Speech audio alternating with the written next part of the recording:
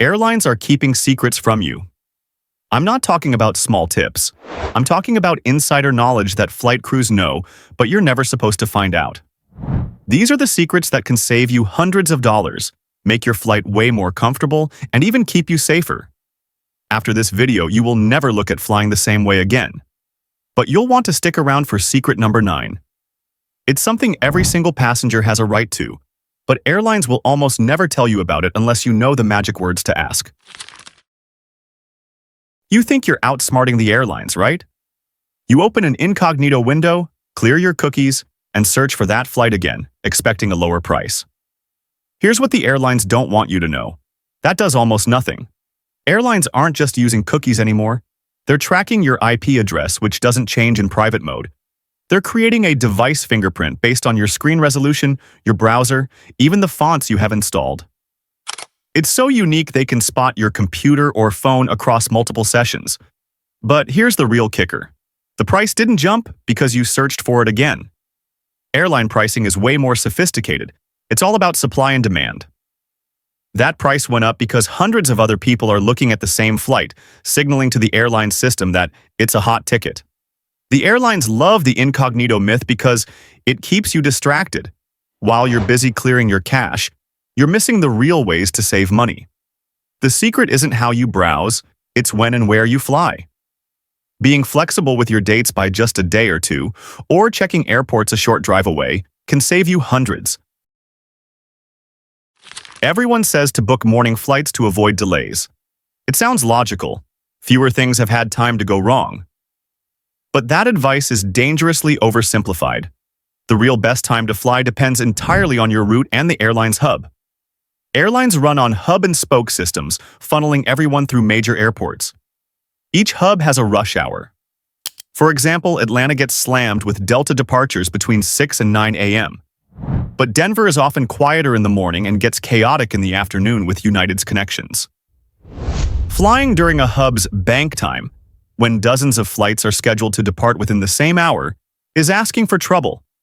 One small weather issue can cause a chain reaction, delaying 30 other flights instantly. Weather also follows a schedule. Summer thunderstorms in Florida are an afternoon problem.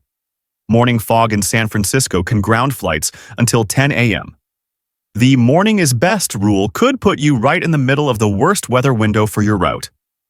The real strategy? Use a flight tracking website to check the historical delay data for your specific flight number. The data doesn't lie. Most of us use the airline app just for a digital boarding pass.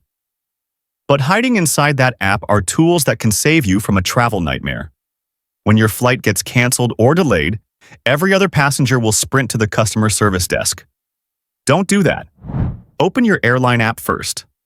Most major airlines have built-in rebooking tools that let you see all the alternative flights and switch yourself over instantly. You can be confirmed on a new flight in 30 seconds while everyone else is still waiting in an hour-long line. The app is also where you get the real-time scoop. Push notifications for gate changes and delays often come through the app minutes before they're announced in the terminal. You'll be halfway to your new gate before anyone else even knows what's happening. Your packing list probably has clothes and toiletries, but smart travelers pack for the problems they haven't had yet. First, a power bank. Don't assume the outlet on the plane will work. They fail all the time. A dead phone means no boarding pass, no maps, and no way to call a ride.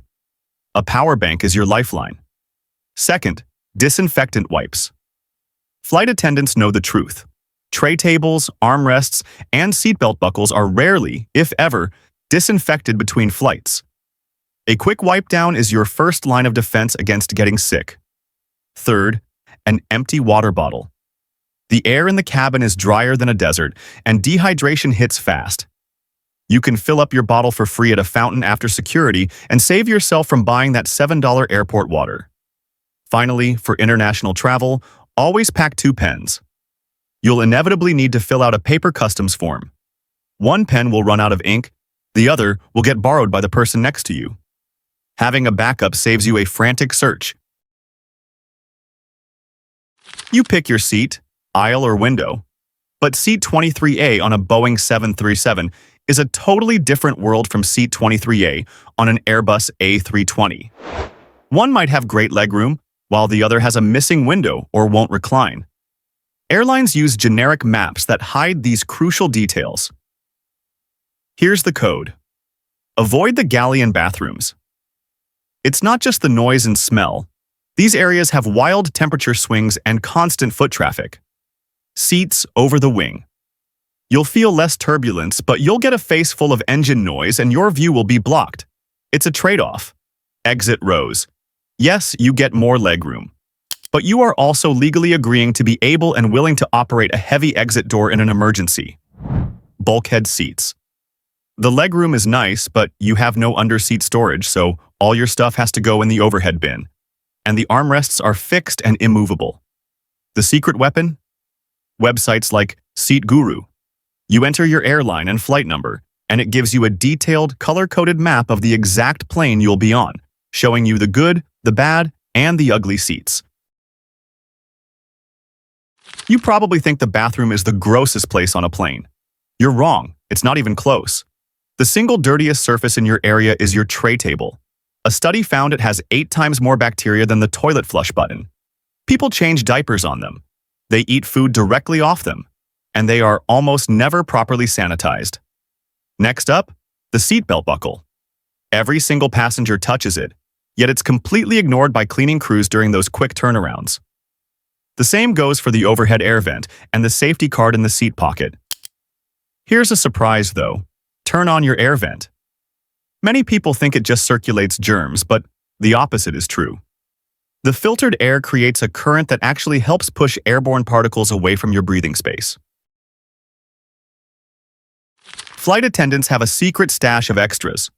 Better snacks, blankets, sometimes even whole cans of soda instead of just a cup. But getting them depends entirely on 2 things: when you ask and how you ask. Timing is everything. Don't ask for anything extra during the main meal service or when the crew is preparing for landing. The best time is right after takeoff, once the seatbelt sign is off, but before the service carts are in the aisle. The crew is less stressed and more likely to help. Your attitude is your currency. A polite, "excuse me," and a genuine, "thank you," go a long way. Flight attendants have discretion. They will go out of their way for a passenger who treats them with respect, while a demanding or rude passenger will get the bare minimum service required, and nothing more. It's that simple. Airports love telling you about their free Wi-Fi, free charging stations, and free water. But nothing is truly free. That free Wi-Fi is tracking you. It logs your device's unique digital fingerprint, so the timer doesn't reset even if you toggle airplane mode. It's also collecting your browsing data. And be careful with those public USB charging ports. Scammers can use them for juice jacking, installing malware, or stealing data right off your phone through the charging cable. Always use your own power bank or plug your adapter directly into a wall outlet. So why do they offer these things? Because these free amenities are designed to do one thing: keep you in the terminal longer. The longer you stay, the more likely you are to spend money at their overpriced shops and restaurants. The free Wi-Fi is paid for by the $18 sandwich you buy while you're using it. This is the one airlines really don't want you to know.